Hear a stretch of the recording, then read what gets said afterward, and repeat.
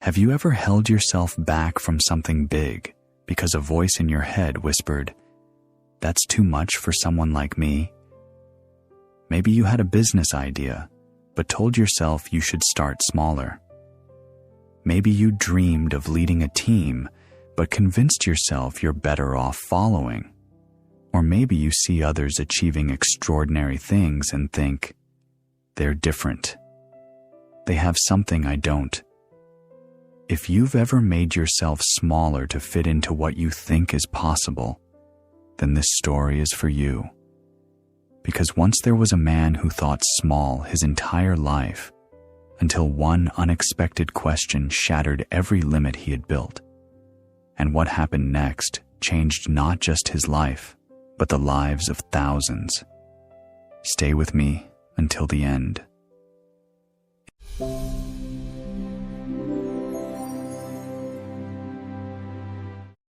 In a small town where everyone knew everyone, there lived a 32-year-old man named David. David owned a tiny convenience store that his father had passed down to him. The store was just big enough to serve the neighborhood. A few shelves of basic goods, a small counter, nothing fancy. And David was comfortable with that. He had learned from his father. Be realistic. Don't reach too high or you'll fall too hard. A small, steady business is better than a big, risky dream. So David lived by that philosophy. When customers suggested he expand the store, he would smile politely and say, "Oh, I'm happy with what I have. I don't need more than this." When his wife, Sarah, showed him articles about people who started small and built empires, David would shake his head. Those people are different. They have education. They have money. They have connections. We're just ordinary people. But late at night, when the store was closed and the lights were dim, David would sometimes stand at the window and look at the empty lot next door. It was large enough to build something 3 times the size of his current store. And for just a moment, he would imagine it. Wider aisles, more products, maybe even a small cafe section. People gathering, talking, building community. But then the voice would come. "Who are you kidding? You barely manage this little shop. You think you can handle something bigger?" And David would lock the door, go home, and push the dream away. His wife Sarah saw what he couldn't see. She saw a man with talent, with dedication, with people skills. She saw someone who could build something remarkable. One evening, she said gently, "David, what if we tried? What if we expanded, even just a little?" David's response was always the same. "Sarah, we're doing fine. Why risk what we have for what we might not achieve? Let's be grateful for steady and small." But steady and small was slowly suffocating him. He didn't realize it yet, but he wasn't thinking small because he was realistic. He was thinking small because he was afraid. Then one autumn, everything changed. A large supermarket chain announced they were opening a store 2 blocks away. Modern, efficient, cheaper prices, massive selection. David's heart sank. Within 3 months, his customer traffic dropped by half. People he had known for years apologized as they walked past his store toward the supermarket. "Sorry, David, it's just more convenient there." David stood behind his counter, watching the hours pass with only a few customers trickling in. His savings dwindled, bills piled up. The small, steady business his father had built was dying. One evening, after the worst sales day in 15 years, David locked the store early. He sat on the floor behind the counter, his head in his hands, and whispered, "I should have done more. I should have grown when I had the chance." For the first time in his life, he saw the truth.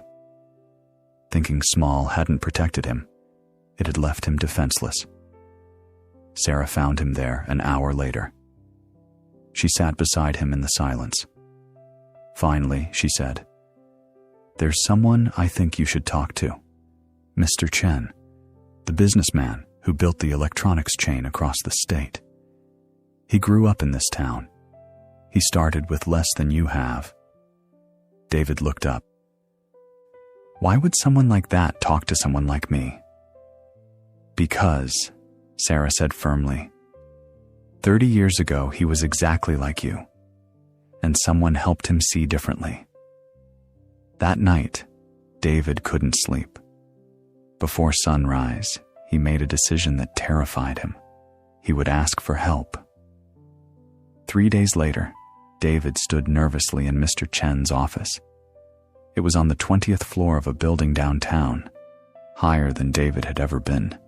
Through the windows, he could see the entire town spread below, looking so much smaller from up here.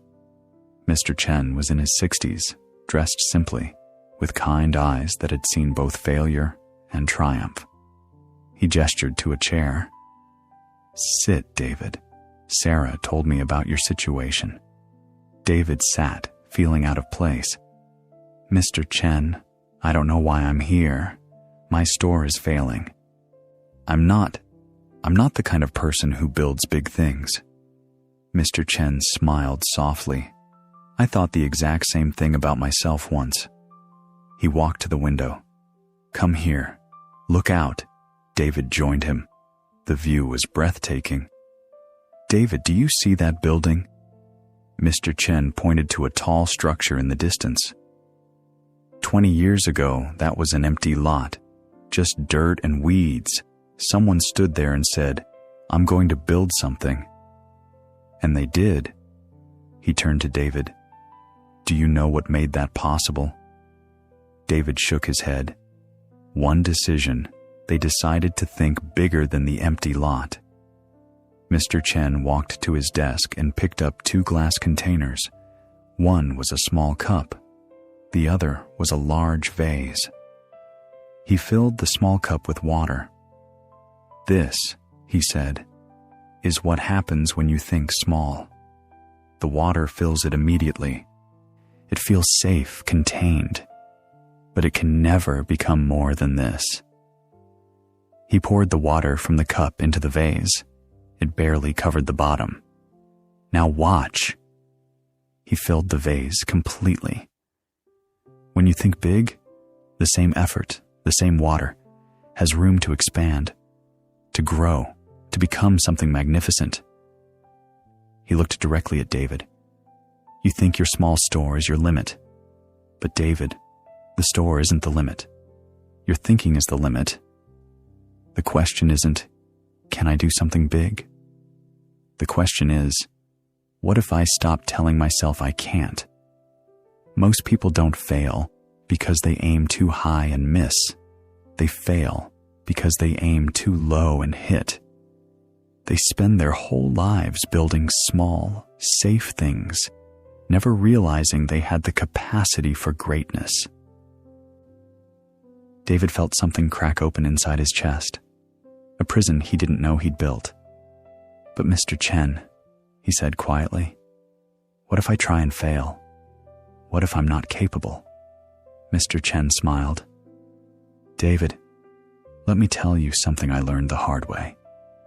The pain of regret for not trying is far worse than the pain of trying and failing, because failure teaches you. Regret just haunts you." He placed a hand on David's shoulder. "You don't need to know how to build the empire today. You just need to decide that you're willing to think beyond the small cup." David left that office with his mind spinning. For the first time in years, he let himself think without limits. That night, he and Sarah stayed up until 3 a.m., not worrying, but planning. What if they didn't just save the store? What if they transformed it? What if they created something the big supermarket couldn't offer? Not cheaper prices, but genuine community. a place where people wanted to gather, not just shop. The next morning, David called the owner of the empty lot next door. The owner had been trying to sell it for 2 years. David made an offer.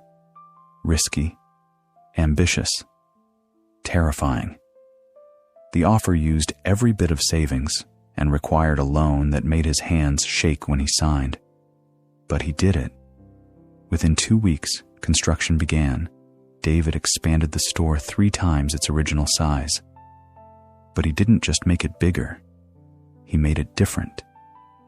He added a small cafe where neighbors could meet, a community board where local artists could display work, a corner for local farmers to sell fresh produce. People told him he was crazy. "David, you're competing with a giant. This will never work." But now, something had changed in David. He smiled and said, "Maybe, but I'd rather try something big and fail than succeed at staying small." The first month was terrifying. The construction costs exceeded his budget. Equipment broke down. Permits were delayed. There were nights David questioned everything. But every time doubt crept in, he remembered Mr. Chen's words. "The water expands to fill the container, but only if you choose the bigger container." He kept going. Slowly, something remarkable happened. The cafe corner became a morning gathering spot. The local produce section drew people who wanted fresh, personal service. The community board filled with local artwork, event announcements, and connection. People didn't just come to buy groceries. They came to belong. 3 months after opening, David's expanded store was busier than it had ever been in 30 years. Not because it was bigger than the supermarket. It wasn't. But because it was built with big thinking and personal touch. 6 months later, David invited Mr. Chen to visit the new store. Mr. Chen walked through, observing everything. The bustling cafe, the farmer's corner, the artwork on the walls, the customers chatting like old friends. He turned to David with moisture in his eyes. "You didn't just save a store. You built a community." David smiled. "You taught me something I'll never forget. The size of my life was determined by the size of my thinking. I was living in a small cup when I could have had the whole vase." Mr. Chen nodded. "And now, you understand. You were always capable. You just needed permission to believe it." Today, David mentors 3 young business owners in town. When they come to him with small, safe plans, he asks them the same question Mr. Chen asked him. What if you stopped telling yourself you can't? My friend, David's story is not just about business. It's about every dream you've shrunk to fit your fear. Every goal you've downgraded to match your doubt. Every vision you've abandoned because you convinced yourself you weren't enough. Here's the truth that changed David's life. Your potential is never the problem. Your thinking about your potential is the problem. Remember 3 things. First, the size of your thinking determines the size of your results. Small thinking creates small results, even with big effort. Second, you don't need to know how to achieve the big vision today. You just need to be willing to think it's possible. The how reveals itself to those who dare to ask, what if?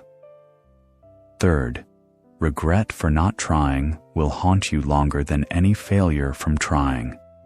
At least failure teaches you. Regret just whispers, what if, for the rest of your life. So here's my challenge to you. Think about one area of your life where you've been thinking small. Maybe it's your career, your relationships, your health, your creative work. Now ask yourself, if I knew I couldn't fail, what would I attempt?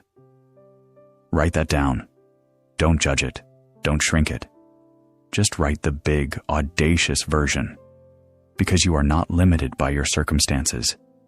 You are limited by your willingness to think beyond them. And today, you can choose to pick up the vase instead of the cup. If this story inspired you to think bigger about your life, give this video a like and share it with someone who needs permission to dream. Drop a comment telling me, what's one big thing you're going to stop shrinking? What's one vision you're ready to pursue at full scale? Let's build a community of people who refuse to think small. I'll be back next week with another story to keep you growing. Until then, remember, your life is only as big as your thinking. Stop asking, can I? Start asking, what if? The vase is waiting. Fill it.